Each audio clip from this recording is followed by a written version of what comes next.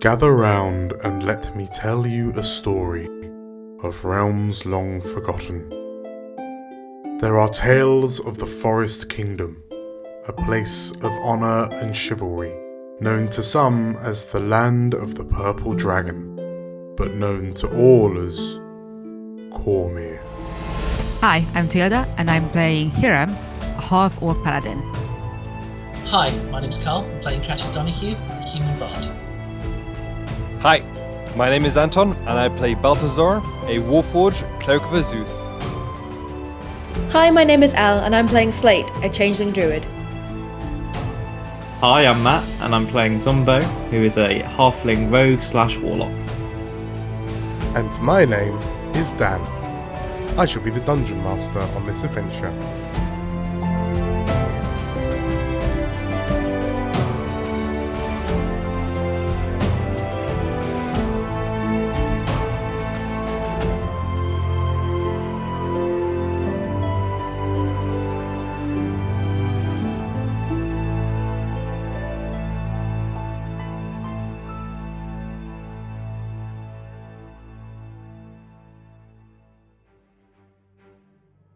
Good morning, afternoon, evening, or night, depending on what time of the day it is that you're watching this. Hello. Hello. Hi. Good evening. How are you? Are all we on the doing? Truman Show? We are. Yes. Oh, no. Every day is the same. Yes. Yes, absolutely. Yeah. How are we all doing? Yeah, doing pretty good, thanks. Very good. All good. This is the almost last D&D session of the Cormyr Because of War campaign. Spoilers. Some people might call that the penultimate episode. This is, Yep. in fact, the penultimate episode. Yeah, we're almost there.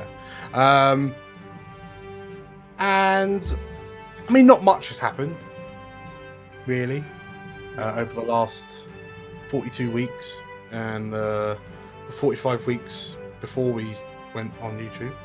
That's almost 100, wow. Yeah. Not a whole lot, so it's going to be quite chill. I reckon this is the beach episode that you all deserve. Thank you, dear man. Finally, we made it. It's been a while. It It's been a long has. time coming. You know what? You guys have been through such kind of trials and tribulations that I thought it was only fair that we do a beach episode. Also, I'm lying. Who would like to play some Dungeons and Dragons? I was going to say, what are beaches in the Underdark? Horrifying, I assume. The Shadowfell. Shadowfell. Sorry, what are beaches in the Shadowfell like? The Shadow Beach? Definitely won't get a tan. Yeah, you get paler. Get Moonburn. You always get moonburn. You never ever leave with a tan, but you always get moonburned. Right, let us begin, shall we? Yeah. Let's do it. Do this. This is the beginning of the end. Within the morose world of the Shadowfell, the Warhounds begin on their final journey to stop the insidious Mindflayer threats and their leader, Ioulaum. Having rescued Balthazar's mind from the will of one of ancient Netheryl's original sorcerer kings, the Warhounds now make their way through this grim reflection of Suzail to the throne room at the heart of the royal courts. Accompanied by Raedra, Magnus, Helenus, Axakas and Arin to confront their foe, our heroes understand the ramifications of failure are dire indeed. Suspecting that Ioulaum is in possession of the powerful, mind-altering black diadem, the population of Suzail, if not all of Cormyr, is at stake. The Warhounds once again venture forwards unto danger in defiance of the odds, quite possibly for the last time. Oh dear. And so, we rejoin our heroes in a large kind of dining room area. You have all kind of picked yourselves up. You've prepared. You've between yourselves and Raedra and Magnus and Co. You have discussed the plans going forward. You know that the target, like the architect of this evil design resides within the throne room of the royal courts, which you know to be just a bit further over into the complex. Axcast and Hellenis, on a previous reconnaissance mission, have informed you that the central area of the royal court that houses the throne room is protected by some sort of divine force field of some description. It appears to be powered at 2 separate nexi. Through discussions of how to approach, you have decided to split into 2 groups. The Warhounds being one group, and Raedra and Magnus and Co. forming the other. You will strike at these separate Barbicans, one the eastern and the western, in order to disrupt this shield. Attack the Barbicans in order to influence the machinations of the shield and expand the shields out in order to fundamentally trap yourselves in with Ioulaum. And with hearts full of anticipation, you have stepped forth from these dining halls into the royal courts. You've been given somewhat accurate, an exhaustive but accurate set of directions from Raedra, who knows these winding labyrinthine corridors well, and with you find you'll make your way to a junction. And you know at this point, Raedra and Co will be heading left, and you will be heading right.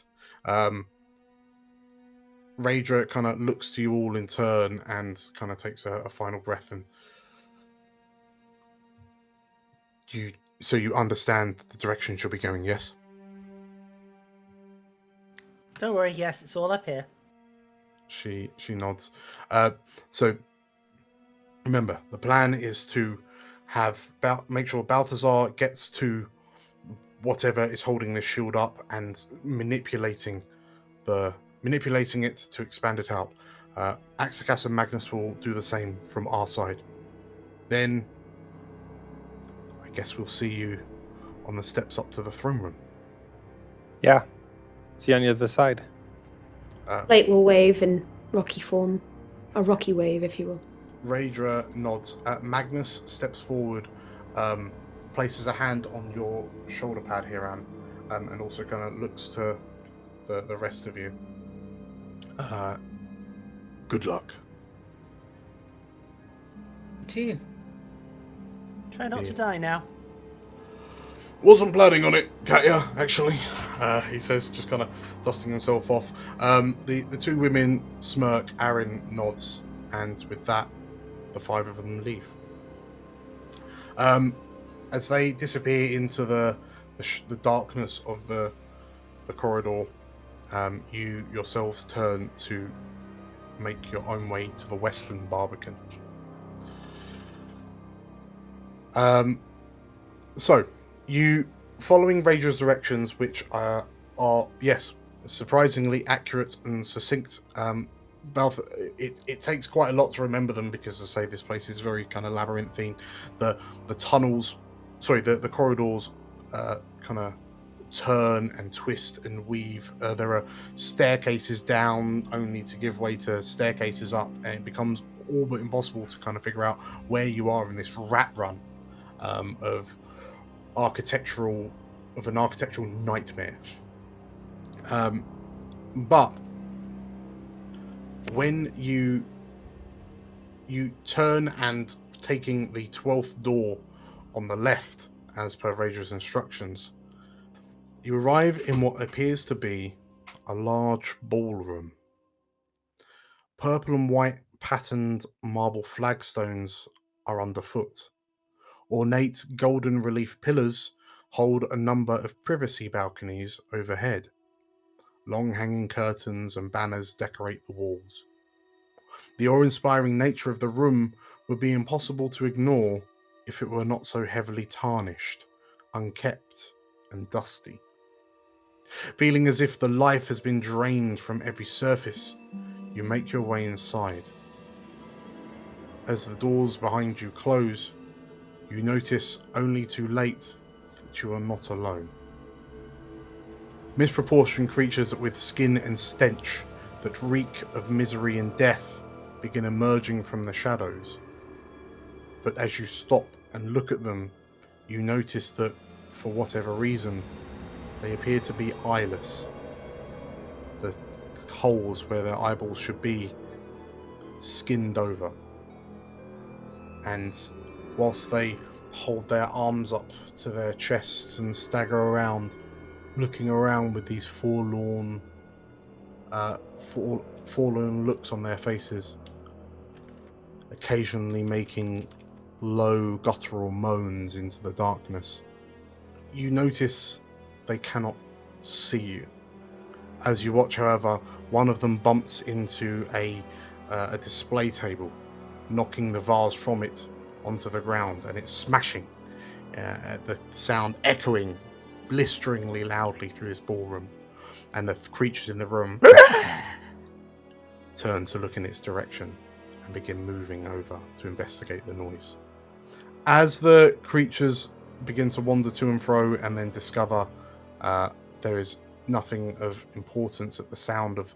You watch one of them pick up the porcelain pieces of the vase and then just start cradling them like a child. You realise that these creatures which emerge seem to be phasing in and out of the fog and gloom that fills the room. They stand between you and the exit. So everyone, if I can have a very quick initiative roll. History check. For the purposes of today, we'll be taking draw out. Okay, that's not too. Oh wow! you So got clearly, a Draw crit, is and he removes himself from the initiative tracker. He just walks through with no problem. Just yeah, but clearly, Draw is the one running around in circles. He's a good boy. So, for all intents and purposes, ladies and gentlemen, this is a skill challenge. A Yay. relic from the yesteryears of 4th edition. Now, So I imagine the map is not to scale, right? It's the map not is certainly not to scale. It is It's purely, not 25 feet by 25 feet. Yes, purely representational. Okay. So, in actual fact, let's do that. So, yes, you Warhounds find yourselves in this ballroom. You can see a number of the creatures kind of wandering around. In a skill challenge, everything is very narratively driven. In this circumstance, the aim of the game is to make skill checks to navigate your way through danger. Today, we will require 4 successes before hitting 3 failures. Failing a skill check does not necessarily mean that the adventure stops, but there will be consequences for failing. So, with this in mind, as the creatures begin spreading out through the room again, Katya, you are first. What would you like to do? Catcher sort of sees that they're all moving about in a sort of particular way, and she sort of looks to everyone. It's like, well, when in a ballroom, and she's going to basically start moving through them, dancing and pirouetting through the around the creatures on her way to the other side, using performance.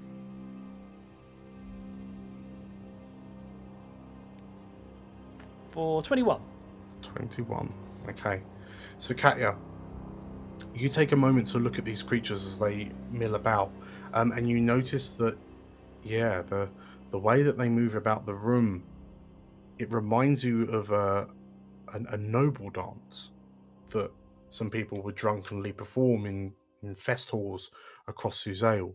And looking around, these look like perhaps these are lost spirits that have been twisted and changed by the nature of the Shadowfell. But as you recognize the dance they're doing, you're able to yourself dance between them. I imagine she gets a little cocky at one point and sort of swipes her arm very close to one and then sort of pulls away.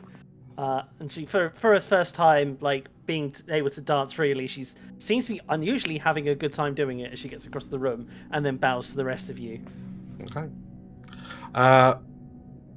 Slate, what do you do? I have to ask, am I still in Earth Elemental form or am I in Slate form? I can't remember. It'll make things difficult now, but then it also means that probably down the line, then at least I've got... You definitely use the earth elemental form. Yeah. Or the water elemental form, actually. That's what you use. Ah, Your- yes. Your water elemental.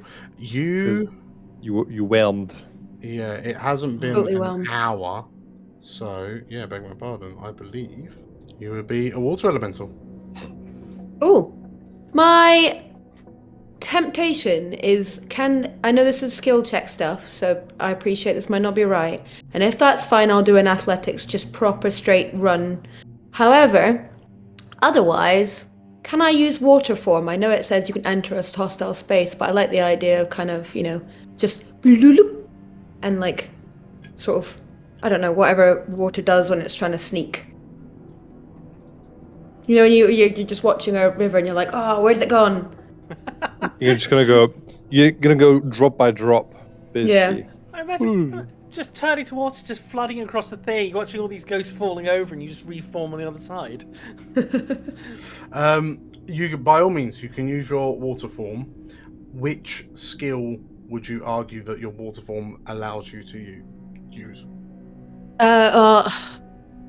So, for example, that sounds frustratingly, it sounds like nature. it could be quite stealthy. Well, I like that more than nature, because nature I've got like -3. It's really not the best thing to be an elemental when you're trying to do skill checks, Anyway, let's go back to the show. Okay. Yeah. Well, if you're gonna say stealth, I think you're probably right. It's either gonna be a stealth or sleight of hand. Okay. Stealth. Yeah, I'll stealth along. Okay. Stealth along stealthily. Stealth along In a stealthily. Give gloopy me way. a stealth check. My stealth check is here. 17. Hey, 17. Okay, so Slate, you using your mutable form as an elemental, you manage to work your way through the room. There's a point where you have to stop because one of the creatures turns to look in your direction, just kind of gazing around as it hears the sounds of your kind of trickling as you kind of surge past. But that's 2 successes. Sweet. I like to, when I get up into the thing, just kind of go, whew, but quietly. Hiram. Right. I don't think Hiram can be stealthy, and he can't dance. Mm-hmm. So yeah, for the purposes of the skill challenge, as a tidbit of information, we are unable to use the ability that was most used by the previous player, and you can only use each skill once per challenge. So, thankfully, that's fine. Yeah. What I wanted to say is, I think he will wait until everyone else has gone, and then he's going to leg it. Athletics. Okay, give me an athletics check. Yeah, but should I wait until everyone else is gone because he's going to be lagged? If you roll and then we'll see what happens. Okay. Please. 23. 23. Okay, so Hiram, you notice that some of the creatures have kind of started to disappear into the fog and smoke, and as you see Katya kind of pirouetting across the room and Slate kind of whelming across the floor and kind of sneaking around, you take your chance and gun it.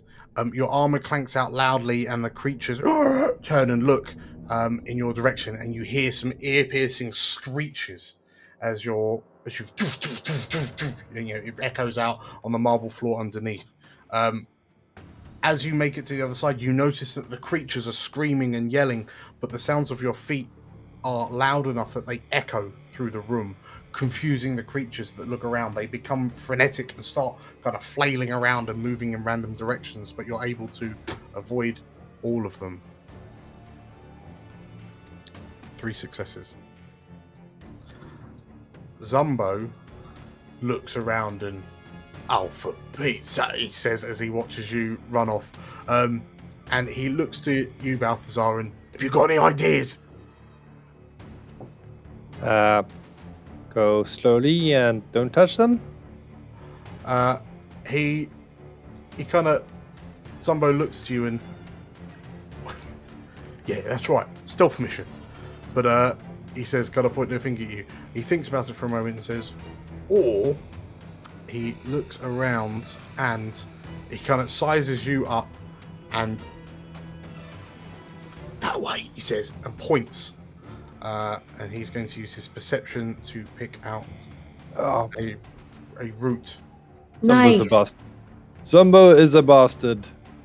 Through the vest, and he with you, he kind of leads you through, and the creatures which are like screaming as Hiram's like running begins to die down, the creatures are now being kind of drawn to themselves and the sounds of their own screaming, but you manage to Zumba manages to lead you, Balthazar, through the room. Okay. You make it to the other end of the ballroom, and the Warhounds proceed. Woohoo! Sweet. We solved your getting thought- to the other side of the room puzzle. I was gonna use perception as well. I was like, why didn't Zumba use stealth? I came up with another one while we were doing it, and I'm like quite annoyed that I didn't use it because I've just realised that actually being an earth elemental, not great. Being a water element, well good. And that was going to be like either deception or like survival to do like a stone skipping thing to make it sound like someone was walking across the room. There's more of these. Oh well, then don't use my idea. I've already had it. So, the five of you burst through the doors at the end of the ballroom, leaving behind the screeching and the screaming of the malformed creatures behind you.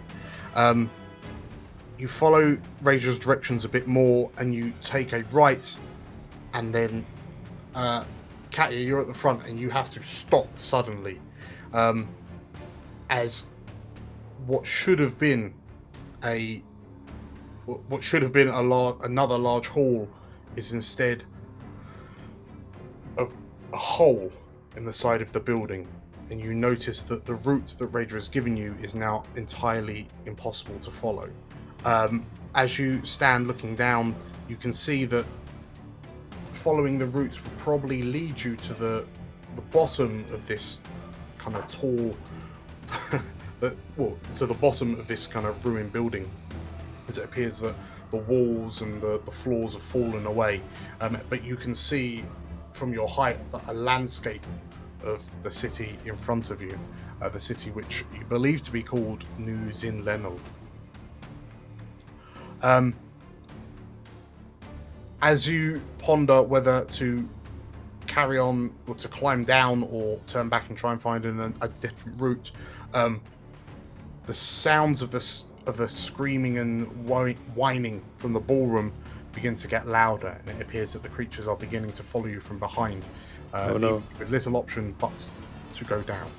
Oh dear, oh There is dear. approximately 4 stories of air between you and the ground floor. So, Balthazar, Yes. how do you start proceedings? We have to go down. All right. Yes, climb down the side of this ruined building, or make your way down the side of this ruined building. Is there a staircase? There is not. Is there an elevator? There is not. Wouldn't it be a very good skill check if it was like, I take the elevator. Okay, don't roll. I have a rope. Can I use my hempen rope, please? What skill check does that unlock for you? Knotting. But right, I don't know. So that sleight of It hand? will be. you cannot it use will- perception, Yeah. but this counts as the same skill check as the ballroom. So Now, I would say this is clearly a history check because Balthazar would have read a book on knots, right, in his lifetime, and therefore he remembers how to make a very good knot. I mean, Fast. you can also argue he was on a ship, and he was the anchor. Also, I would argue that the tying of knots to make a rope sounds more like a survival check, Balthazar. all right, that's fair enough. Actually, that's good enough. Let's do it. Normal, go. Yes. Okay. Nice. 16 So- for 20. As you hear the creatures coming behind you, you pull out your rope and you very quickly. I got this. I remember. Zumba taught me. You very, very quickly kind of make the rope and you look around and you see the base of a broken pillar nearby, and you loop the rope round, pull it tight, and then you throw the rope over the edge and look to the others. I've 100% tied the rope to myself, and I use it to go down. Okay, so Balthazar, the anchor knot. That's what we're going to call it. So Balthazar has used survival. Katya. So I can hear the creatures coming. How far away are we from the ballroom? Because if they're following us, we've got to still be quite close, right? Well, given all of the echoing and whatnot through this area, it's very difficult to tell exactly how far behind they are. But you can hear them. That's the important thing. Okay, because what I was going to do is she goes to the door, loot in hands, and she's like, let me see if I can get them to go the other way. And she strums as hard as she can, sort of several heavy chords, so to speak. Maybe she starts like, really doing her, her best Master of Puppets impression, trying to get the ballroom to echo again, and maybe turning the monsters around. Okay. Or at least enough of an echo that they can get confused in which direction. I was thinking deception. Okay, roll me a deception check. 14. You begin strumming, hoping to kind of have the sound echo and reverberate and confuse these creatures. Unfortunately, the open air behind you lessens it, and it draws the creatures towards you. You have your first failure. Oh, no. Slate. Come on, plus 12 in that. I rolled a 2. Okay. So that was deception. Can't use perception. That's been used already. So the only ones you can't use are what was just rolled, which is deception, and any that you've rolled previously. So you've rolled stealth. Cool. Okay, then for this one, I would like to roll for survival as a rope kind of traveling down thing. I feel like survival would come in that. You'd have to know. In fact, it's kind of like what the history would be for actually knowing it. Sure. So. Or if you don't want that one. Oh well, depend. Now tell me how you feel first. Otherwise, I can. I would. I mean, yeah, you can use survival, or nature. I'm guessing. I mean, you're a water elemental, right? So I guess you just soak into the rope and drip down it. I like that idea. That sounds better than what I was going to come up with. Yeah, you do that. Do that. Okay. You do my rolls, and I'll just sit here because. No. I want to give you a chance. So, roll me a survival. Cool. Fingers crossed. Yay! Thank you so much, DM Dan. That's you're all my success is due to you. Okay. Good old 24. So you're on 2 successes. Hiram. You've just watched Slate absorb into this hempen rope that is currently pulled taut by a Balthazar, and Balthazar's about 2 stories down as he gently lowers himself down. It's impressive how strong this rope is. But you see Katya panicking as sounds of the wails grow louder. Okay. I would like to... In a sense of coming from kind of this way, right? Correct, yeah. Like from whence you came. Okay, I would like to stand there, just hold my sword and kind of roar at them to intimidate them. Okay. Roll me an intimidate. Yeah, I mean, with the full light up sword effect and everything. Why do you have a book of cheese and sausage and jar of jam? They're just falling out of Balthazar. Fair enough. Oh, that's making me hungry though. 21. Sweaty cheese. Okay.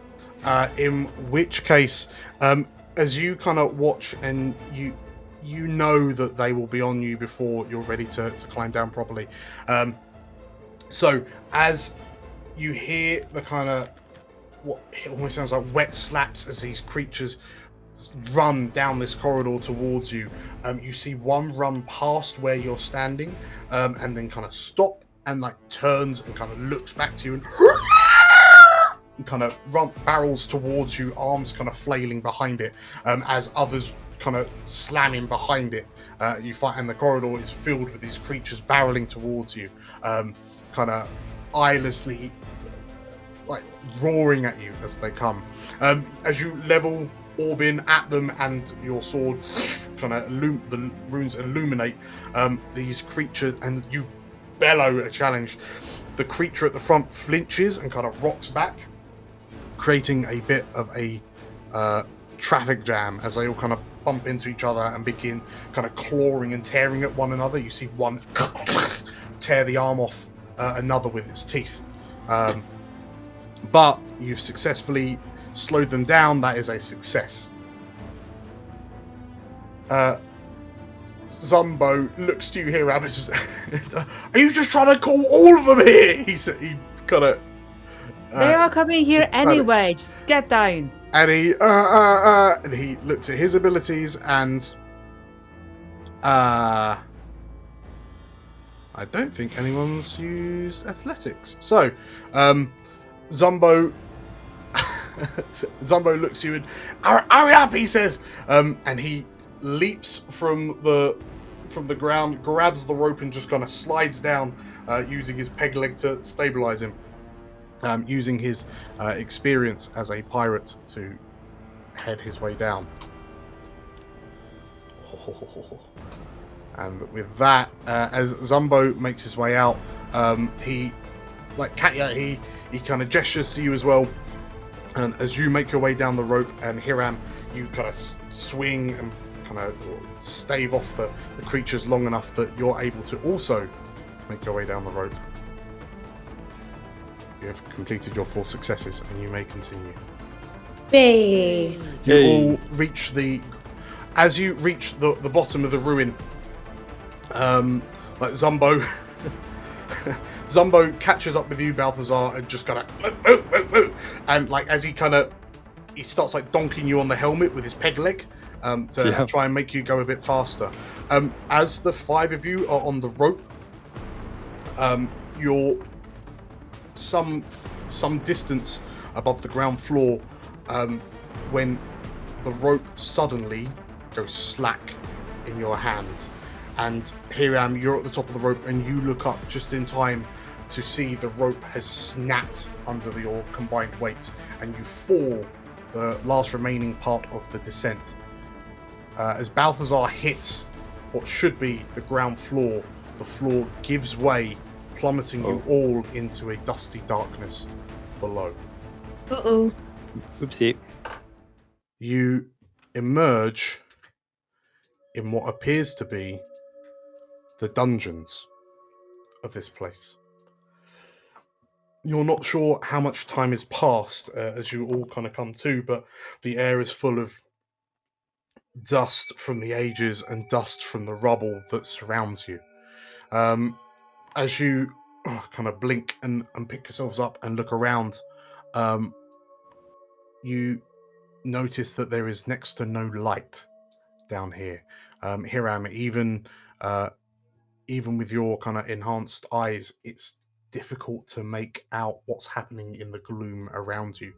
But as Balthazar's staff glows and light emanates out, you notice that the light doesn't seem to be projecting very far. It appears that the darkness is pushing back on you. As you look around, you take a chance to explore for a few minutes and notice that the exit out of these kind of dungeon, catacomb, whatever this place was or is, your way is barred by what appears to be a heavy portcullis door. And as you look at the door and figure out how to get past it, Katya, you notice something flicker past Balthazar's staff. And as you peer at the spot, you realise the shadows are beginning to move. Ooh. And they begin enclosing in on you. So, in this new area, could you please roll me initiative again? 7. Oh no. 3. Ooh. 7. Oh, wow. 7, 7, 7, 3, and 16. Okay. Lucky 7s. Okay, so in this dark and twisted place, this dark and gloomy dungeon underneath the Shadowfell version of the Royal Courts, you require 6 successes before you acquire 3 failures. With that in mind, Zumbo looks around and, "Oh bloody hell!" he says as he looks backwards and forwards. He will.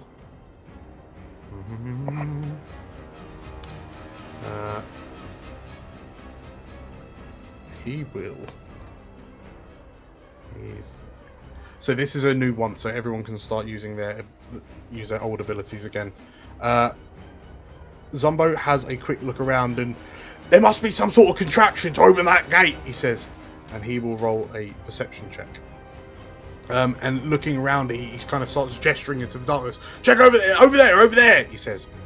That is 1 success. Next up is Hira. Notice that these amorphous shadows are beginning to swarm around you, and you see that they kind of reach out towards wherever Balthazar's light isn't, but they appear to be growing bolder and bolder by the minute. What do you do, Hira? I would like to swing at the one closest to me. Okay. In which case, please make me an attack roll. 22. 22. Okay, so you notice as Balthazar's holding his staff out, trying to wall them away, you see with your dark vision that one of them is sneaking up behind him, and you see these kind of thin, wispy, tendrily fingers reaching out for the back of Balthazar. As you lunge in and swing the sword of state to and fro, the light from the runes wards off the shadows as well, and they as they disappear, as they retreat back. But whenever you go to press the advance, you notice that the shadow appears to be gone. That is 2 successes. Slate. I would like to attempt to pull the door apart with a good old-fashioned athletical strength check. Okie dokie. So Slate, as you head up and using your powerful strength to pull the bars across, please roll me a check. Ah. Okay. Just can't get my watery fingers into it. Yeah, as you kind of envelop these bars and you go to pull at them, they're sturdy enough that your form just kind of phases through them and you can't quite get purchase. Unfortunately, that is our first failure. Katya.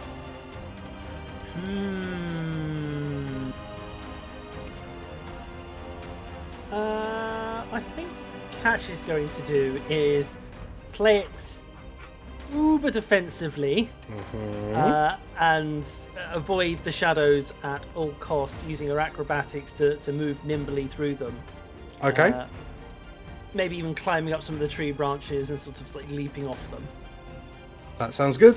Yeah, the dungeon is full of these kind of odd, slimy, tentacly roots that seem to emerge, that seem to push up and around. I touched the roots, now Vecna knows where we are, damn it. That's a 23. That is a success. So as Slate tries to open up and kind of turns around and makes a noise at you, the shadows begin to lunge at you, and you manage to duck out the way. That is 3. Balthazar. Trying to think of what I can use. Can I use religion or history? I'm not sure in which way. By making a elaborate speech on why they should not attack me. How about Aegis? Can I use Aegis and make a religion? I guess what would Aegis be? So Aegis, I would argue, is Arcana, but Yeah. I mean these are creatures of shadow. I mean, I'm sure you could make an argument for something religion that isn't the Aegis. Can I? What have I got? I don't really have much. Maybe I should just use a spell slot. Thingies? Or are they All right, like... let's use a spell slot. I'm going to use Fairy Fire. Okay. That will give you access to Arcana for sure. What level are you casting it at?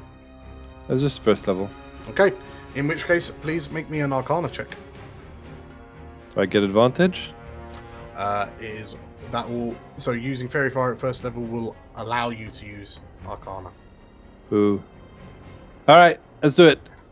Yeah. Okay. 23. So as you turn and look and you see kind of Katya ducking out the way of shadows, you bring your staff up, and what color is your Fairy Fire? I guess the same blue as his staff and his eyes. Okay. And I'm just gonna spray the Fairy Fire at the shadows. Cool. Nope. Hopefully they don't like it. So as you shout out to Katya and she ducks out the way, this kind of blue flame rolls across the room and highlights the outline of these shadowy creatures. And whilst they don't appreciate or notice what's happened, but now you're all able to see these creatures as they try to kind of blend back into the shadows, but they can no longer, in effect, disappear into the darkness as you've marked them, making it significantly easier to avoid to know where to kind of wave your light source to kind of send them off. That is a success, Balthazar. Sweet. Very good. Zumbo looks around and I'll do it myself then, he says. And he will. Has anyone used stealth this turn? No. Tell you what, Zumbo runs between you. Now he can see the shadows. He also kind of ducks and dives, and he follows what he saw from the mechanism from the door, and he follows it round, and then there it is, and he pulls a brick out of the wall, and there are a number of kind of cogs and levers, and he looks and this one, and he rolls a sleight of hand to manipulate, using his thieves' tools to kind of work on the mechanism. You hear a loud clank, and a cog flies out of the mechanisms in the wall. And Zumbo looks to you all, and I meant to do that, he says. That is a success. Hiram, what do you do? It appears that Zumbo has jammed or done something to the mechanism holding this portcullis closed. I'm trying to think what would be the best way to help him with that. I mean, if nothing else, the portcullis looks very heavy. I can lift it. I can just go for a strength check. Or an athletics check? I don't think anyone sees athletics. Unless you want to keep that for later. Failures are we on? We are on 1 failure, 5 successes. We need 6 successes to escape. Okay, I am going to be honest. I think I'm gonna keep my my best skill check for later when we still have 2 Sure. failures. Yeah. I don't like how you're smiling. No, it's fine. What do you do? Any ideas from the team? What other sort of like strength-based checks do you have? Actually, you've got good. After you went on. Yeah, recite poetry. Recite poetry. Yeah. Why? I mean, how is that gonna help? It probably isn't. inspirational. That's what it Yeah. is. There You're you being, go. you're being inspirational. Slam Wait, poetry to smash the Wait, gate open. Exactly what Hiram sees at this point. Again. So, there are about a dozen shadows that are now outlined in a blue fiery glow, thanks to Balthazar. They're kind of like ducking in and out, trying to kind of grab and lunge at you to try and absorb like your life force. But Balthazar's able to kind of keep the vast majority of them away with his light source. Katya is busy kind of ducking out the way. Zumbo's just pulling gears and sprockets out of a wall, hoping that one of them will make the portcullis go up. Slate's trying to pull the thing apart, the gates, the bars apart, but that's not working either. Yeah. Mutter off a quick prayer to any god that's listening, and then try to lift the portcullis. And I would like to use religion as a skill check. Okay. Which god? Is there any in particular that you're praying to? I am not picking anyone who listens. Okay. Helm, Torm, like kill him off. Bane. Now, just a dear god, whoever you want to be. Sure. Okay, so as Zumbo turns around to Iram, do something! He shouts. As you close your eyes and you just kind of you pray and you hope. And as you approach the portcullis, Slate kind of Slate's a water element, right? So Slate just phases through the bars, and then between the two of you, you manage to grab them and roll a religion check. 17. And your fervent resolve in, if nothing else, yourself, allows you to lift this heavy, rusted iron portcullis above your head, and as you roar for everyone to make it through, everyone is able to duck through as you complete the 6th success. And after Balthazar steps through and sort of like holds his staff out, you yourself step through, and with a loud crash, you let the portcullis go. It slams to the ground, and you watch as these shadows kind of lunge out towards you, but for some reason these metal bars appear to be holding them back, and just arms come through and begin trying to grab and claw at you as you kind of back away and make your way up the stairs out of the dungeons. Hey. Yeah. Hiram is going to look up and say, still not going to church. As you say that and you carry on, it takes a little while for you to gain your bearings, but you soon realise and make your way. Well, you begin to make your way into what appears to be like one of these internal courtyards. Slate, it looked very, very similar to the courtyard that you yourself found yourself in when you were last in the royal court in Suzail. And the courtyard itself is open air, and you can look up into the sky above. Overhead, you see this kind of the large tear into between the Shadowfell and Suzail. You can see that sickly pink beam of energy rising from the throne room. It looks significantly larger now given your proximity to it, but you can clearly see now that it is piercing through the veil and then just kind of dispersing across the city of Suzail. Also overhead, a number of red dragons fly overhead, kind of swoop past and begin clashing with more mind flayers. Those of you who are more astute can just about make out Karnoth on one of the dragons as he and the dragon, he flies up to one of the nautilids, and you see the dragon kind of tearing and clawing at the side of this great ship. But you watch as one of the tentacles reaches out, wraps round his dragon, and there's a crunch and a snap, and the dragon and Karnoth are released, and they begin plummeting to the ground. As this happens, you hear another closer roar, but this one sounds wrong. Ooh. And as you turn to look at the end of the courtyard, a figure, a claw, pulls up a shape that looks down into the courtyard over you, and your stomachs rise into your throats as what appears to be a mind-flayed dragon peers at you in the courtyard.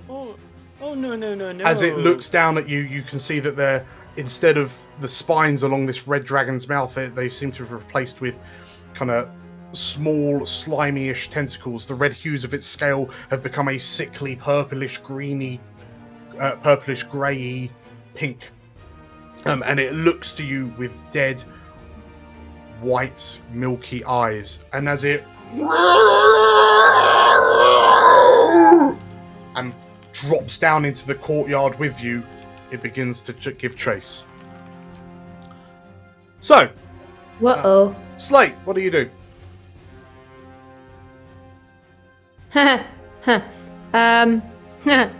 Sure. What do you do as the brain stealer dragon begins chasing you through the courtyard? Oof. I would like to use my watery form to kind of distract them and kind of move from side to side in a deceptive manner. You would. Okay, roll me a deception. I hope this works. 19? So, this creature starts like stomping along the dead grass of the courtyard underfoot. You notice that its wings are like atrophied and broken, and it appears to be just kind of slumping around, almost like on stumps. It snaps wildly at you, and as you kind of expand and contract and change your shape, your sudden movements make it turn to look in your direction, and it as it comes for you instead. With a 19, that's a success. You've successfully distracted it. Next up is Katya. Imagine with everyone sort of looking at this thing like, Katya grabs hold of Zumbo and she's like, just run that way, go that way! While Slate's got it distracted, she's going to try and persuade him to go the way she'd like him to, away from the beast. Okay. 19. Okay, so it's Zumbo that you grab, but like Balthazar and Hiram also turn around and see you shout it, and like you kind of gesture over to, I guess, like the far side of the courtyard that's got a bit of cover. Just along the edge, like behind the pillars, and okay. So as the statues that are just in the right shapes for the Warhounds. Okay, so as you do that, the creature distracted by Slate, you manage to convince the others to make their way across into safer positions. Balthazar, what do you do? Balthazar is just running away as fast as possible with an athletics check. Okay. Please make good. And you take one look at Katya, you take one look and you off you go. Yeah, sorry. I say Katya, you take one look at this mind flayer dragon. And you are off. Yeah. Balthazar does wonder if he has a brain or not. Do I have a brain? I'm not sure. So, as you begin to make your way across the courtyard, this dragon in hot pursuit, Zumbo's running along, like, kind of ducking between ducking behind bushes and benches where he can, holding his hat to his head, shouting, "Since when do they have dragons?" He says as he's going. He will, as he says that, he then takes a leap and disappears into a bush. Unfortunately, he gets stuck in the bush. You just see his legs kind of waggling as he kind of bounces off it.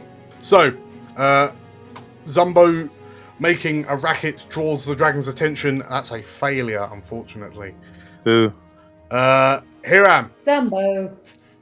Go, Zumbo. Oh, what do you like? Almost, you wanted me to use up athletics in the previous room, knowing this was coming up. He knew. He knew. Yeah. You can use it though. You can use it now. Oh yeah, I'm using athletics. I am. Go, Hiram, go! No. Oh, Oh no. Oh, Hiram no. gets eaten. Oh 12. god. Oh, that's bad. That's bad. So, That's my plus ability too. Is it because I said I'm not going to church? so Hiram, as you put your head down and go to make off, but as you're running along the edge of the courtyard, your foot lands on a loose flagstone, and it slips out from under your foot, and you go crashing to the ground. That is a second failure. Oh dear. Well, Slate. big finale, guys. Eaten by a really, really cool dragon, by the way. Like disgusting, Really? but very cool. Yeah. Thank you. Cool and gross. Yeah, I think it looks very sluggish. Maybe someone needs to salt it. What does Slate do? In my watery state of trying to get it chase around and hopefully keeping it on me, I will look out for anything that might ensnare the dragon. I see it's got some tendrily things on, so maybe look for something that's like jagged, jutting out of the wall, and try and kind of make it follow me to there. So that's my perception check, please. Okay. Oh Do you have like inspiration or something? no. Well, Whoops. That's Yeah, 3 failures. Oh, okay, shit. Dan. What you gonna do now? What am I going to do now? So, Slate, as you look around for things to kind of snare this dragon on, you hear a crash, and you see Hiram kind of like tumble to the ground. He picks himself as Balthazar kind of picks up Hiram, and Katya, you manage to retrieve Zumbo from the bush. Slate, you seeing everything kind of going a bit wrong behind you, you turn to look just in time to see this dragon rear its head back, but instead of its throat glowing, its eyes begin to glow. As it lowers its head and looks at you intently, it fires off a devastating, you see the air ripple as it mind blasts in your direction. It Whoa. catches you all. So, please. Oh yes, intelligence. Oh no, intelligence. Okay. So Hiram rolls a 6. Oh, we're not selected. I is it? have nothing There. to add to this. Okay. Well, 15. Oh my god. 15 as well. So we Okay. just saved. So we have Hiram on a 6, Katya on a nat 1 for a 2, Slate on a 15, Oh, Balthazar on a shit. 15, Yeah. and Get Zumbo stunned. Oh my god. on a 22. Oh, Phew. Okay, so the blast deals you all, and it will be full damage for everyone, 33 damage to everyone, For everyone. Cool. as this dragon rocks you with the mind blast. I have to say, annoying. However, I was on 66 health points. So 33 is so beautifully symmetrical.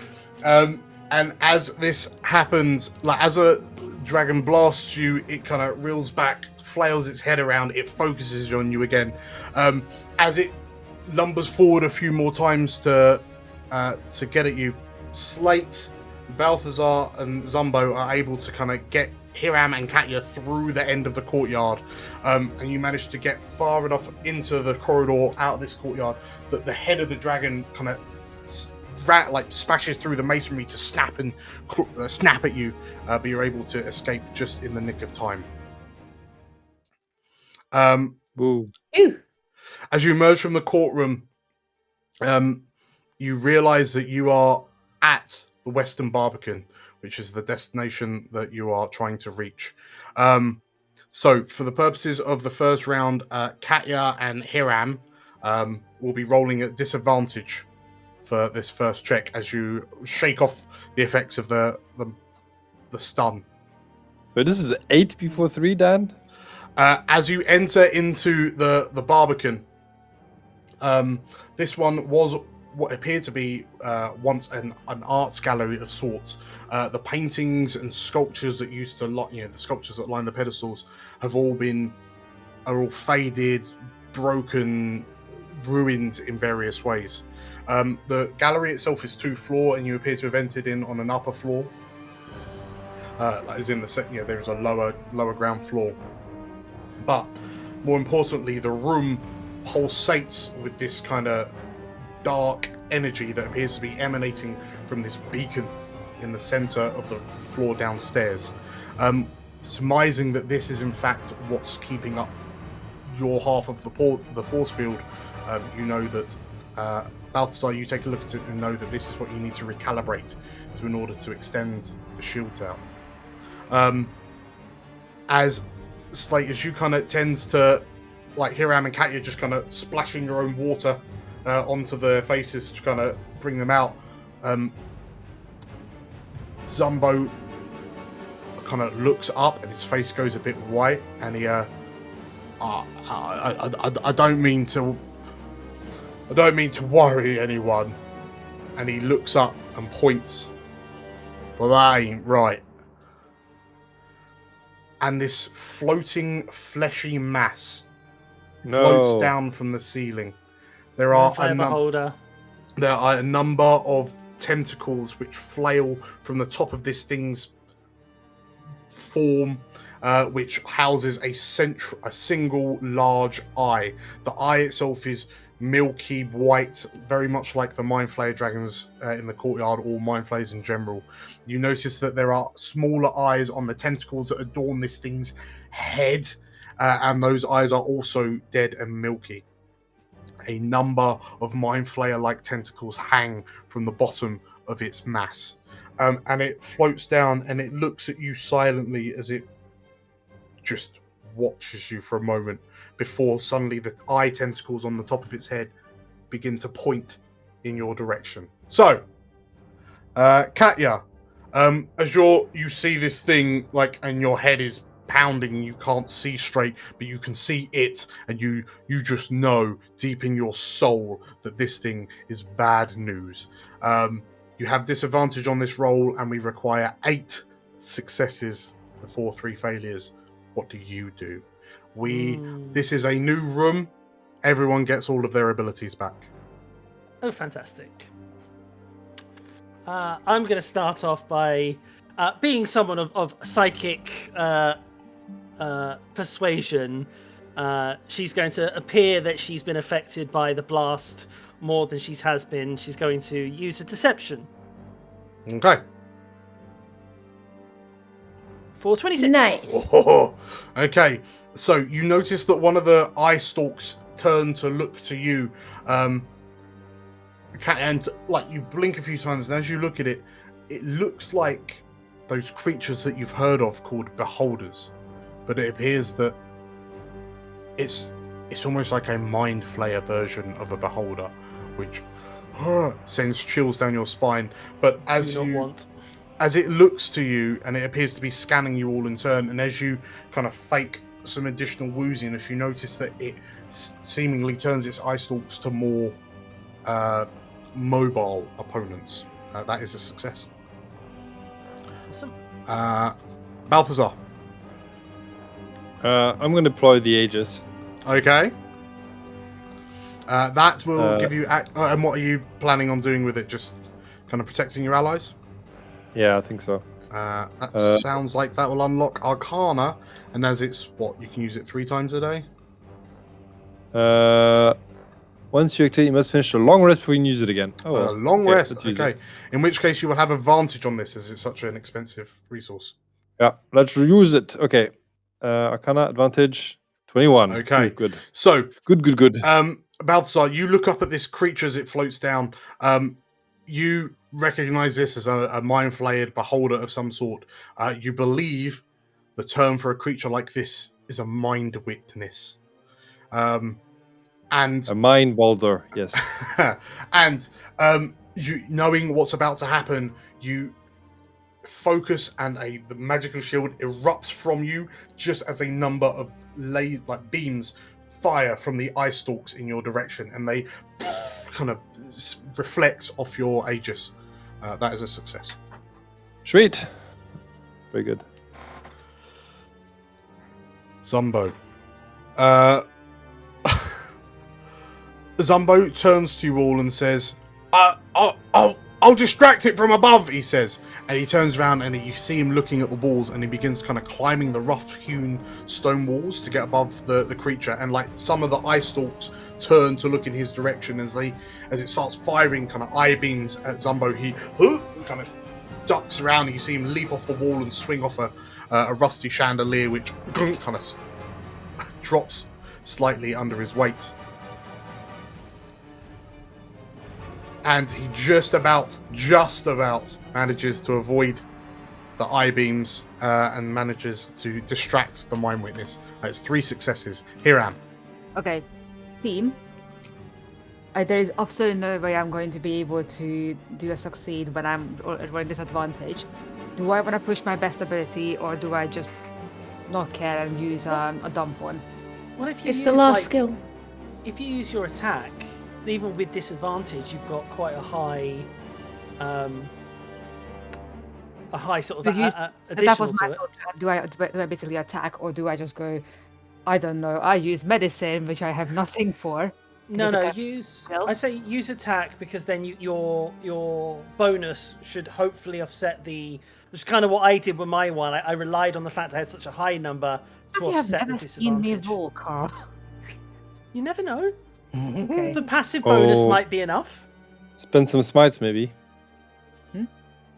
Spend some smites. I think I have nothing, Anton. the tank is empty. I have no spells. Oh dear.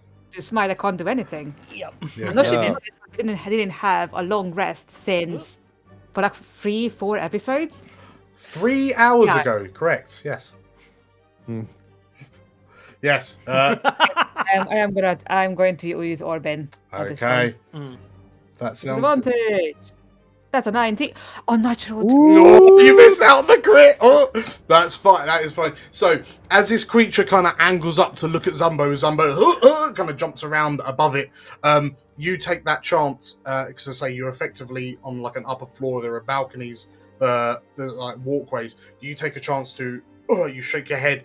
You see where the Mind Witness is. It doesn't appear to be looking quite in your direction.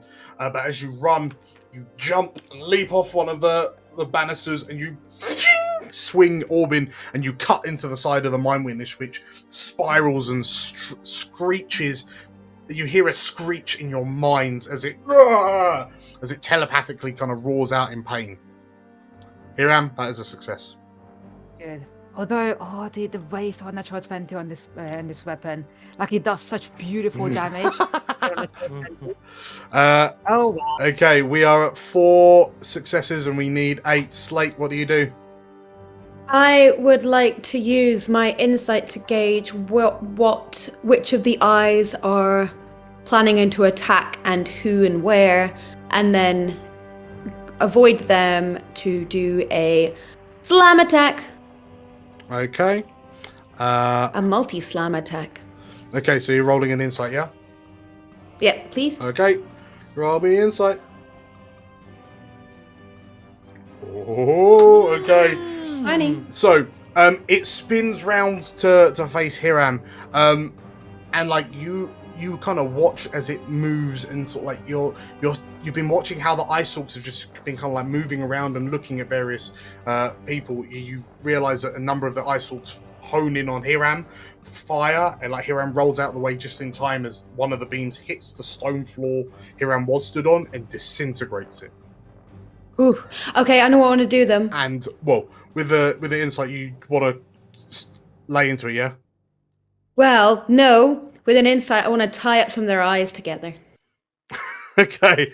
Well, in which case, yeah, you kind of swarm as it's distracted by Hiram. You kind of wait for your opportunity. You swarm up and just kind of envelop some of its eye beams. You envelop some of its eye beams, kind of glom over it.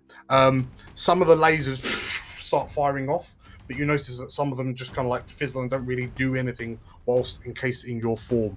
But with a 20 on your insight, that is a success. Tie up the eyes. Tie up the eyes. I want them to be tied together. Like little bows. Katya! I imagine now that it's written her off as a threat. Katya slides off into the corner. Starts looking for any sort of psychic thread she can latch herself onto. And if she sort of finds one and grabs on, she's like, oh, this is dumb. And using her memory of the few conversations he's had with Ioulaum, she's going to do a performance of Ioulaum's command. Basically, that it's disappointing him, and it should really try and shoot that dragon statue instead, because that seems to be the real threat in the room. Okay. And I wonder, does my actor seal come into play here, because it's still a performance trying to emulate someone? So would that mean I have advantage? No, actor would give you access to performance in this circumstance. In the way that you've described.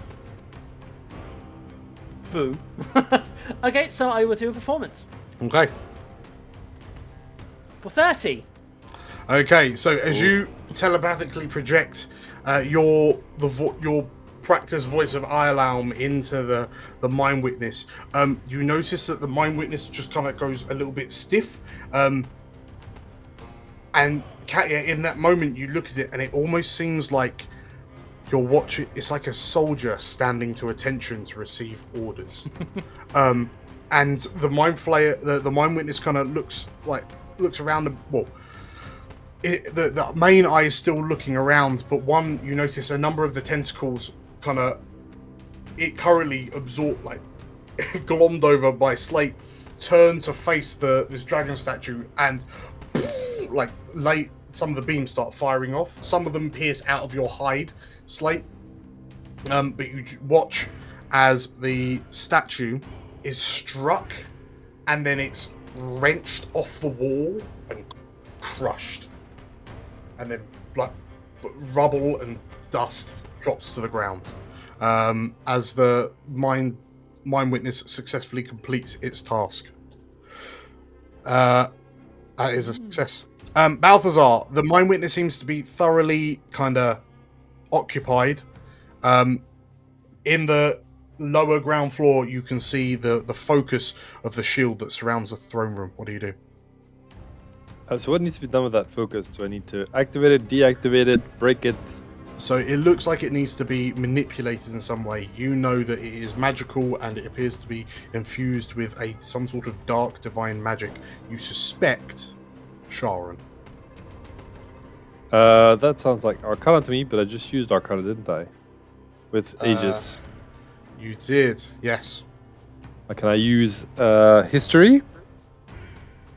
You can do. I mean, there's Perception, Religion, to manipulate the object. You tell me. I'm going to use History. I'm going to think back about what I was told about the object and how to manipulate, and looking back on scrolls. So okay. So as you jump down into the lower levels, and you find yourself there are extra runes on the ground, and it's a large kind of stone obelisk with a number of kind of dark crystals which are thrumming with energy. Roll History. Let's go. Ooh, boo, boo, boo, boo, boo, boo. Okay. As you stand there, you go to draw on the things that you've learned about kind of Sharons and their magics, but as you look at it, your heart drops as you realize this seems to be written in some entirely alien language.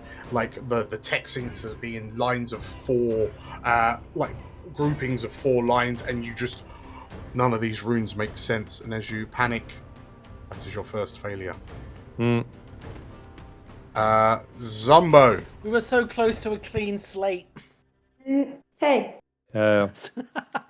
It's because he's water elemental. So Zumbo,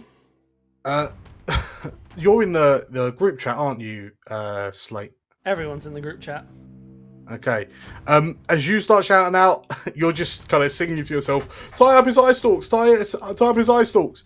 Tie up his eye stalks, make them all shiny, swing them all around inside your belly. Yeah, that's you hear Zumbo go, I can't believe I'm saying this, but that actually sounds like a good idea. Out of the way, Slate! And as you look up from the chandelier that he's hanging from, Zumbo leaps off, like to jump onto the back of the Mind Witness, and then he kind of grabs two of the stalks and then starts, and that's trying to twist them together like unruly ropes on the ship in a storm. So he's going to use Sleight of Hand. Yay! And as you kind of cushion his fall, allow him to sink down onto the Mind Witness before you kind of make room for him, Zumbo successfully manages to tie some of the creature's eye stalks together. I like to think it's because of the instructions in my song. And then there's this moment where Zumbo just stands up and realizes he's riding a floating Mind Flayer Beholder creature, and he and starts ducking as that eye stalks start trying to fire lasers at him. Hiram! We are on 7 successes. What would you like to do? I have a very, very stupid idea. Uh-huh. Feel free to shoot to shout it down, by the way. Hiram is going to grab one of the eye stalks. Yeah. Bite it to assert dominance over it. Is that an intimidation? Yeah. Okay. Nice. Like it. I'll roll for it. Okay, here we go. That's a This is a good guy. Okay, so Hiram, you see Zumbo on the back of the Mind Witness. You also try to jump up to, if nothing else, I guess, weigh it down. But as you jump, one of the tentacles underneath the Mind Witness like sideswipes you and knocks you off course, and you crash into one of the balconies. And you are knocked over the balcony, and you kind of slump down into the lower floor with Balthazar. I don't suppose I can argue for an advantage just because of all the crossed eyes and everything. Unfortunately not, Oh, in this no. instance. That is It's down to Slate. Slate. Say, do a whelm. You are... This is it. Your roll dictates whether you succeed or fail. Go big or go home. I would like to just go normal and go home, hopefully, because that's what I can do. And I will choose to try and perceive how we can get out of here without dealing with this bloody mind flayer. Mind Witness. witness. Mind Witness, correct. So you're perceiving a solution. Exits. Yes, some sort of exit that is means we can get out of here. So looking for some sort of, I don't know, eye stabby thing that just does like multi-stabby eye things at the same time, or That sounds good. Roll me a perception. come on, no! Oh! Okay. In which case, as it's like you kind of look around, and you look up and you Before see you continue, yes. do you know what we haven't done before? We haven't given out any inspiration, and the song that Elle did was very inspirational. Come on, Dan, you have been torturing us for too long. It's cop out. No, I think it was a good song as the party bard. And I was to be quite fair, inspired there by was- it, there was and no I sang inspiration for a while. I think it's kind of deserved. On a 11 to 20. I inspired Zumbo. Literally. On an 11 to 20. Okay, I accept this. That's fair gamble. Oh, You have inspiration, Slate. Nice. Can I use my inspiration, please? I think you should keep it. You should keep it for later. I think there's a big battle. Why that- you- Ioulaum will gain inspiration as well. You may attempt your perception check, Slate. Oh no! Oh, there is nothing That is the more for funniest me thing to I've ever seen in do. my life. A natural one. Dan, you killed us. You meanie. Whatever. That means we have an extra day off before the new campaign. So, Slate, as you look around, your eyes are drawn to the chandelier that Zumbo was just swinging off of, and you realize that the it's slumped when Zumbo was on it, and like the rope that's holding it is heavily kind of frayed and very fragile. You tell Zumbo to jump off. Zumbo kind of jumps, but as he goes, the eye stalks that he tied up unravel, and as you kind of who would it be? I think it would probably be Zumbo. So Betty looks up, spits some water at this rope, which has enough force to snap the rope holding the chandelier. As the chandelier falls down towards the Mind Witnesses, which is directly below it, it doesn't fall quick enough to stop the Mind Witness hitting you all with eye beams. Oh dear. Ooh. That sounds cool and terrible. So it fires out a psychic ray against all of you. And you will all take 16 psychic damage. As it slams each of you with one of its eye beams before the chandelier collides with its form, and it hurtles towards the ground, and there is a splodge as this chandelier mushes it into the stone floor, and ichor and bits of Mind Witness go kind of flying everywhere as this spoked chandelier effectively slices it into cheese quarters, cheese chunks, and like stalks fly and flop down and cover you in blood and gore as you recover from the psychic blast. But at that moment, Balthazar, you remember the incantations you're needing. You like realizing you can't read them from the runes. You just remember, you just draw on your memory, and you're able to use some of the spells and magics that you've learned in your time as an archivist. And as you manipulate the pillar, the runes begin to shift in their shape, and as you kind of make your way out, you notice that the shield around the throne room is beginning to move towards you. And before long, you are enveloped as the shield passes over you, reforming, and you can see that there is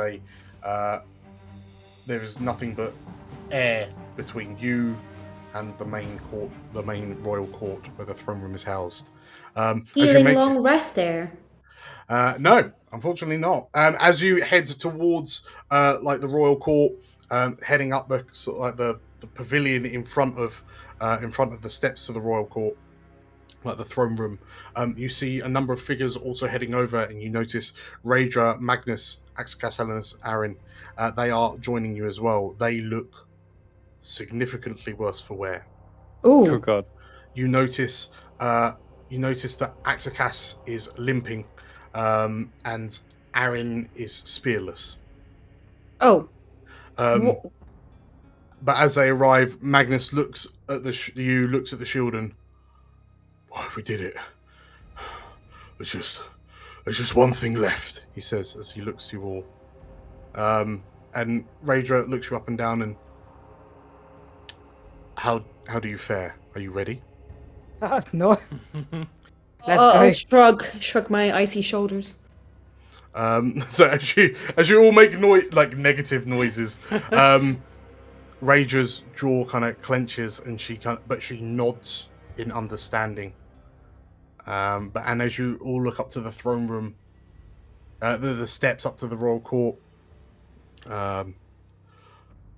ready or not, this is it, she says. She takes a deep breath and begins walking up the steps into the central royal court. As you look to one another and then follow, we'll grab a 10-minute break. Ooh. Okay. Uh-oh. See you in 10! Hey, Balthazar! Yeah? Look, I want to show you something. Okay. Look. Yeah. Look. Yeah. Look. Yeah. Oh, wow. Hey? See? I'm you. See, I don't think that's quite right. Well, it feels right. You don't look like me, but you do look like a subscribe button. Can I click you? I'm gonna click. Oh, I'm gonna click you. No. Welcome back, everybody. Hello, Dimdan. Hello. Hey. We rejoin our adventurers as they head up the steps of a dark and twisted reflection of the royal court, knowing they are within meters, yards of the throne room, what should be the throne room. The sky immediately overhead is illuminated with this pulsating pink light which rises from the building you're about to enter into the coloured tear of an upside down Suzail overhead. You regard one another as you head up the stairs. You feel tired. You feel strained, but you know that you have to carry on. As you reach the top and step through the doors into the royal court, could everyone but Hiram deafen themselves? Hiram, you feel a rush through your head, and your world goes a bit blurry for a second, but as you blink a few times, and when you look around, you find yourself in the Silver Sword estate in Suzail. And as you peer around, you look down, your armor is polished, cleaned, repaired. It is in immaculate condition. The sun streams through a window up ahead. A window onto the balcony that you know overlooks the promenade, or the street onto the promenade in Suzail. And looking around the room, it appears to be your grandfather's study. You see the smiling faces of the other Silver Swords. Arvin, Helena, Gavin, Janina, and finally Gareth, who appears to be smiling the boldest. And there is a look of sincere content in his eyes. You take a breath and you find yourself walking towards the windowed balcony door because you know it is time. And you feel a hand on your shoulder stop you. And as you turn, you see a feminine half-orc face looking back at you. And your mother embraces you, holds you tight. And a tear rolls down her cheek, a glistening tear of happiness. As you look at her, as you look into the eyes that you know you haven't seen for years, but it feels like you've seen them every day of your waking life, you turn and look, and off to the other side is Emily. She's grown up. She proudly wears a knight's regalia, and she looks at you with a smile as she nods in a thanking manner. With a smile on your face, you step through the balcony door onto the balcony to the sounds of cheers and celebration. And looking down onto the streets of Suzail, you see a host of civilians and nobles alike, all looking up to you and crying out your name in praise. And as you look down into the crowd and you raise a hand to wave, You notice there's someone stood next to you. It is an old man in a robe, a long greying beard emerging from it.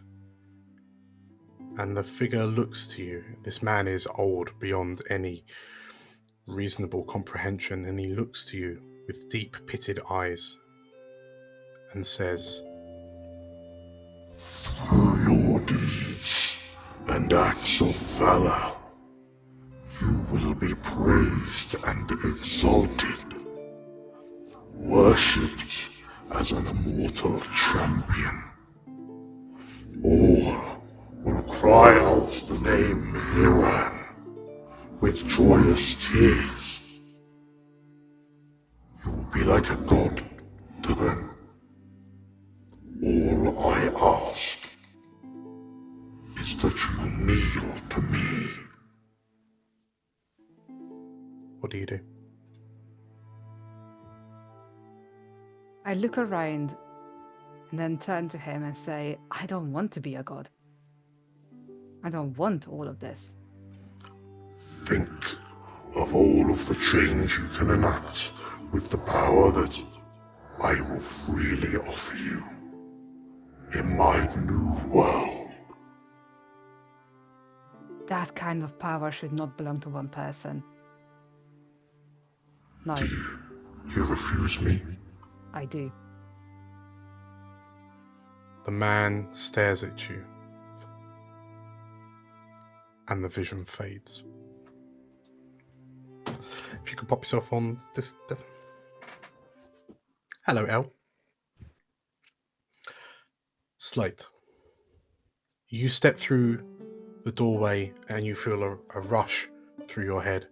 And as your vision blurs and you try to ground yourself, as you open your eyes and the world comes to again, you're standing in a long hall with a high vaulted roof overhead. The decoration is breathtakingly beautiful. Beneath your feet is a long red carpet that stretches out to an ornate door at the end of the room. To either side of the carpet, you see a number of loyal retainers, and they all look at you and bow in reverence. Finally. As you look on the walls are adorned with a number of portraits.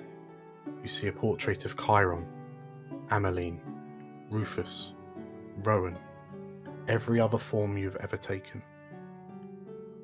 As you look up, you notice that at the end of the carpet near the door are three figures, and you recognize them to be Joy, Promise, and Reverence, the three changelings you freed from Brilella all those months ago. You notice that they stand dressed in fine, noble attire, but more importantly, they are in their natural forms. To the side of them, cheeks flushed with joy and happiness, is Barrent's, Baz. You've never seen him glowing with such happiness as right now.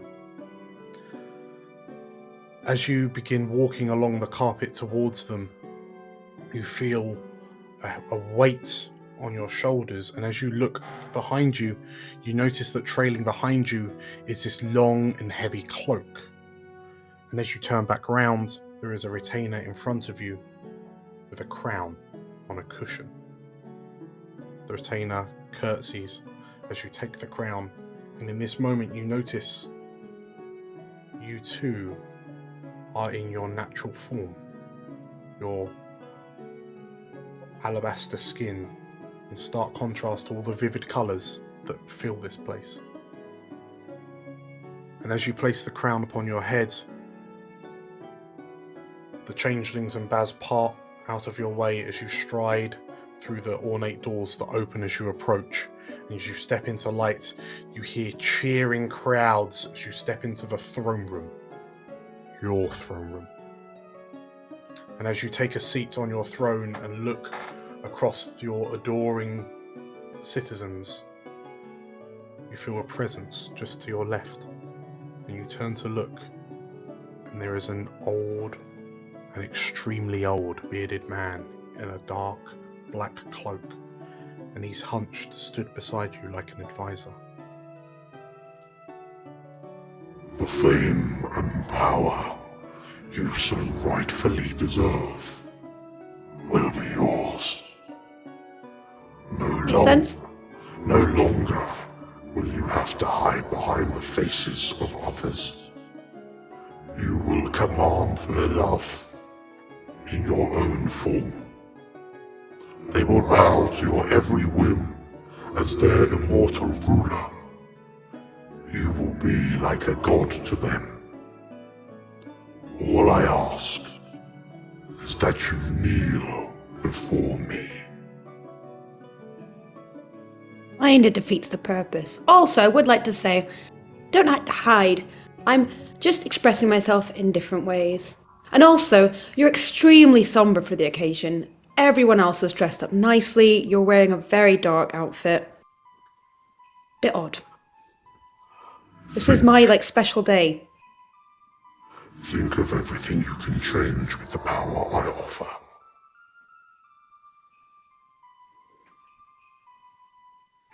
I mean, I'll probably do this anyway. This is bound to happen in my life. The man looks at you. You refuse my offer.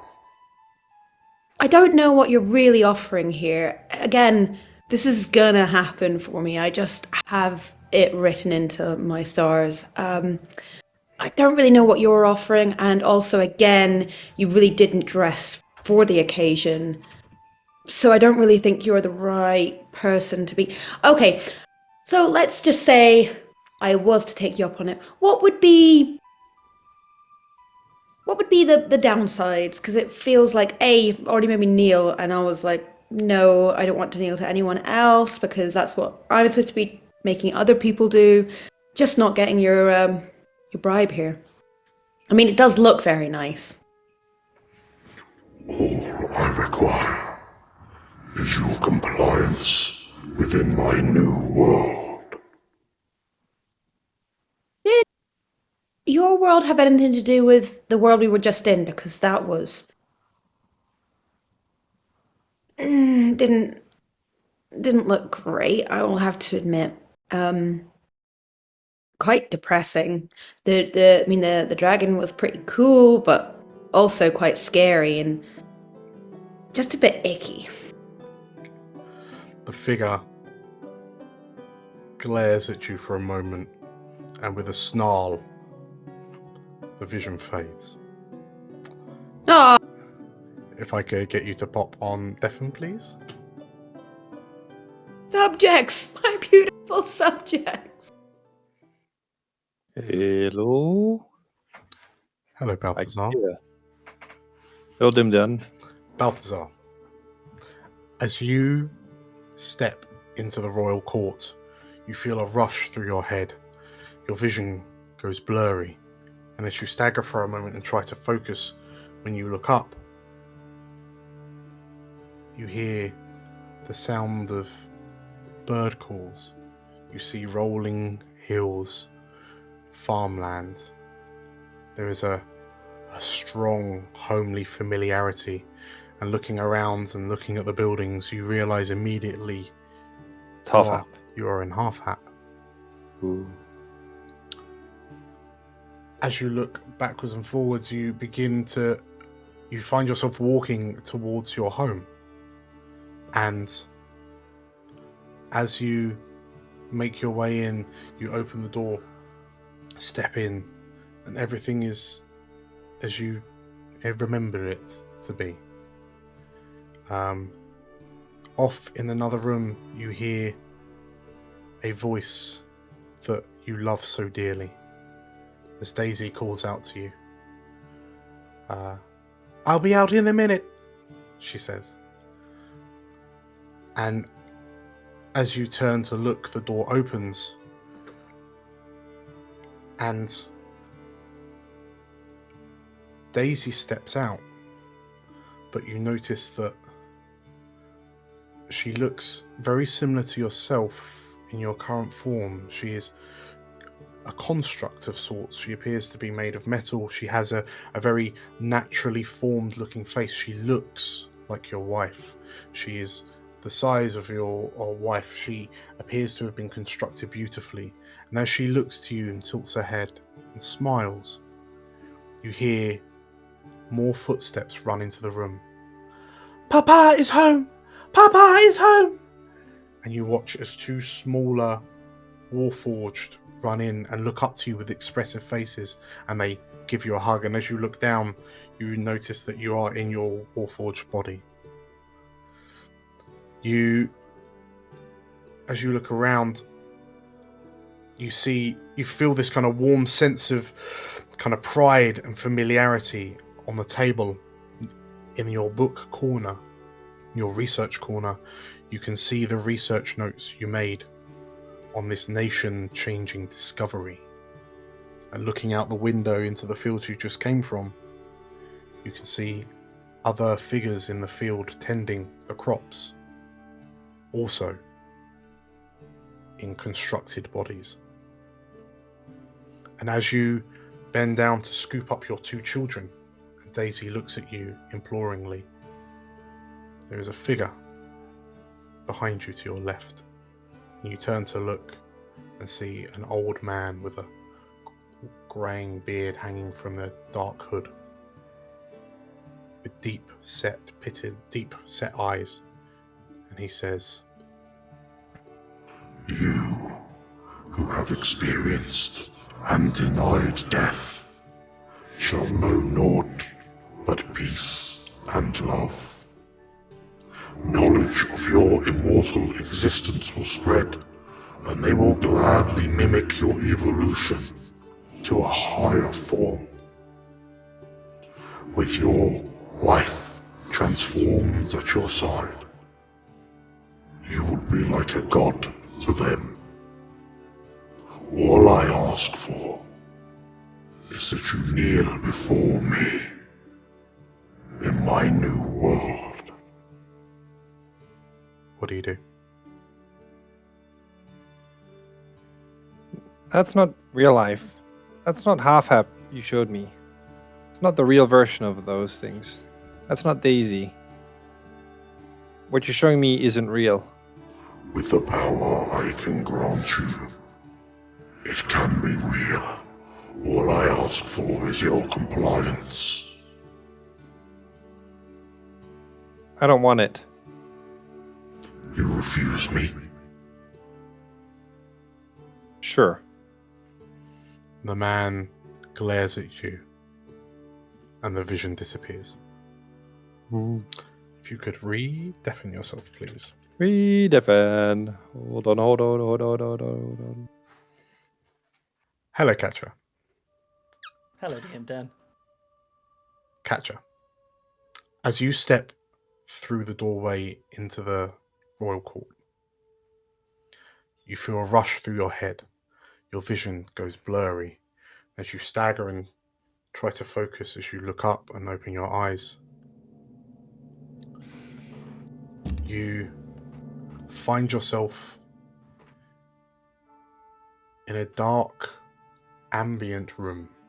You can hear a hushed chatter behind what appears to be two large red curtains which are drawn in front of you. And looking around, you appreciate you are backstage at the biggest performance of your life. As you look down, you feel this burning confidence flow through your veins, and you know that in this moment you can do no wrong. And as you smile to yourself and go to step forward through the curtains, you're stopped. You're stopped by a voice, and turning to look, you see your best friend, Cassandra. And she gives you a wink and, "Knock him dead," she says with a smile. But more importantly, next to her, smiling, is your mother. And as you step through the curtains and you see a crowd, not a crowd of a size not gathered since the early ages, and they all cheer as you emerge, and they begin chanting your name, and as you take your lute up and prepare to play, you see a figure in the crowd looking up to you.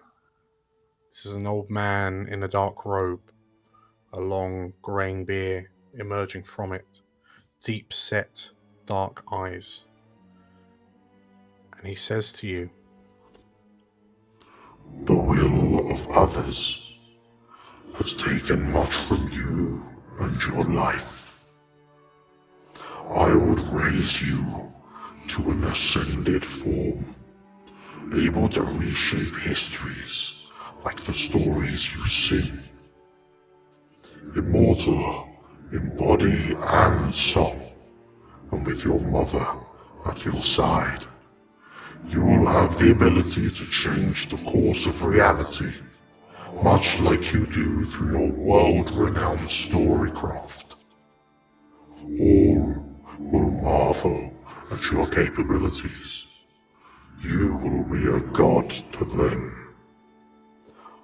All I ask is that you kneel before me in my new world." what do you do? She starts playing a song that is quite complex, but the way she moves her fingers it makes it look like it's not that complex really, but the song that comes out seems to be much better than what it looks like she's producing. And she's like, the moment I saw my mother, I knew something was wrong with this. And then you started talking, and then I realized I'm going to be famous anyway. I don't need you. Every struggle, every difficulty, every lost freedom, as you put it, has made me stronger and has given me a new story to tell. I intend to be the most famous bard when I tell the story of how the Warhounds kicked your ass. The figure lowers its head and glares at you. "You would refuse me?" You're in my mind right now, Ioulaum. It should be you bowing before me. Like, imagine, at some point, some of the clouds start clapping along to her song. She tries to change the narrative. The figure glares at you, and the vision is gone.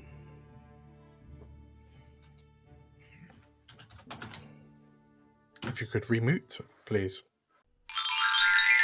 Matt has entered the game. Hello, Zumbo. Hello. Zumbo. As you step through the threshold into the Royal Court, you feel a rush through your head. Your vision blurs and you stagger. And as you try to refocus, you find yourself swaying. The smell of salt air striking your nose, and you find yourself at the helm of the grandest, largest ship you could possibly dream of. The sounds of seabirds overhead echo out, and you see your crew toiling like a well-oiled machine below you.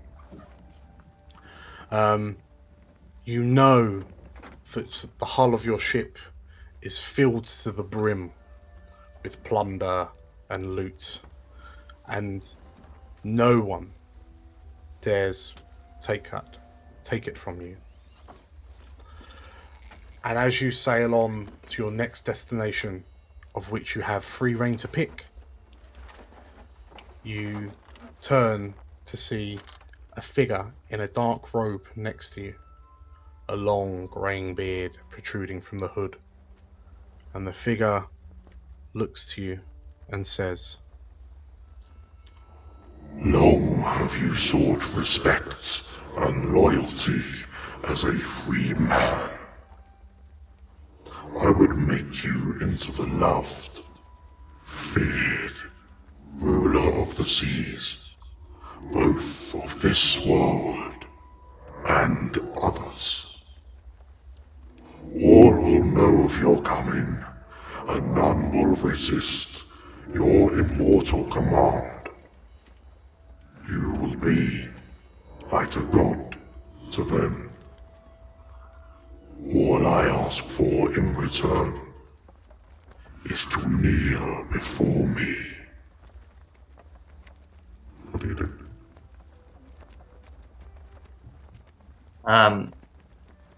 I think he would look out wistfully over the scene, and his eyes would linger on the horizon. You can see him, really struck by the possibilities of what's being said and what's being offered.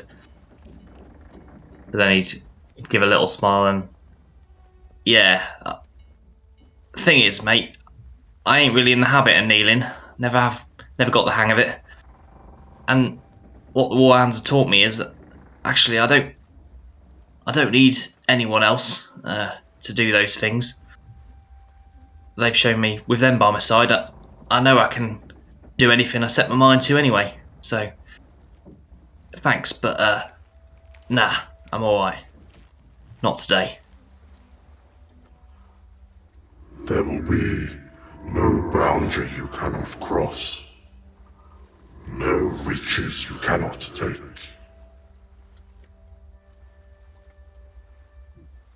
Yeah. And once upon a time that would have been enough to sway me, but well, I never thought I'd catch myself saying this, to be honest, but I reckon the Warhounds have shown me there's more to life than just plunder. Don't tell them I said that, mind. The figure looks to you. You would refuse me? Sounds like it, doesn't it? The eyes on the old man narrow, and the vision disappears. You all jolt as the visions clear from your minds. And as you look to one another, you realise that the five of you and the other five, Raja, Magnus, Axcas, Helenus, Aaron, are with you as well. But you are not where you expected to be. As you look up, you feel the presence before you see it. And you find yourselves at the end of what appears to be the throne room of Suzail. It stretches out before you. The galleries to the flank on either side's broken, the chairs gone.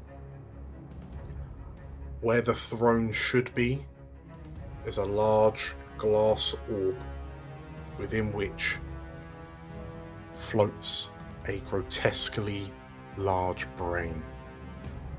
There are a number of tentacles which reach from the brain to the edges of the glass, from the glass orb out.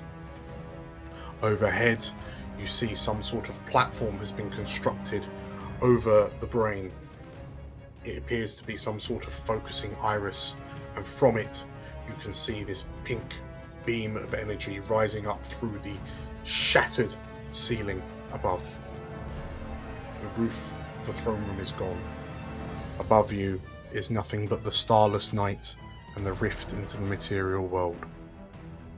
And as you look upon this brain and you feel this oppressive psychic pressure begin to push down on you, you hear a gasp from Raja. Chained and on his knees in front of the steps up to this Elder Brain's orb is Ezered. And he looks up to you and he is beaten, bloodied, and broken. But as he looks up, there's a look of sorrow and regret on his face. I didn't mean any of this, he says. You watch as you try to gather your bearings. You watch as a small four-legged creature with a torso for a brain for a torso skitters into view. It walks up to Ezered and then vanishes. You watch as Ezered's head jolts. He thrashes wildly before going limp. You watch as his hands raise up as if he, like a limp puppet, as he's raised telepathically, and the shackles around his wrists are released. And Ezered's head raises, and there is a dead look in his eyes as he stands up. And he looks to you all. My master, Lord Ioulaum, welcomes you, he says. And with that, we will call it there. Oh dear. Boo. Well, I guess We'll that means take a long rest. When we are dead. It's the longest rest you can do. Exactly. Party time. You can sleep when you're dead. Congratulations, everyone. I don't congratulate us. Completing the beach episode. Hey. Completing episode 42.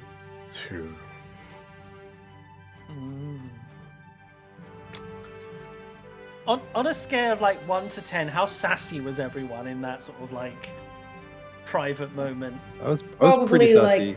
Yeah. 0.5 max. I kind of sassed up to 10. Okay. So, yes, thank you everyone for jumping in. Yeah, we're here. We're at the end. We're at the finale. Righto. So, it'll be relatively little ceremony. Thank you all for playing. Thank you all for watching. If you like what we're doing here, we have loads of other videos on the channel which we release weekly. We have a podcast. It's great. It's got me, Carl, and Anton in it. You should listen to it. Yep. We have some guests as well. They're also great. You should follow all the stuff that they do. And you should also subscribe, because then that will make you feel like a stand grand person. So, guess I'll see you all later. Yeah. Till the end. Bye-bye. Bye-bye. See you after a really nice long rest. Manifesting that long rest. Bye! Bye. All roads have led the Warhounds to this moment.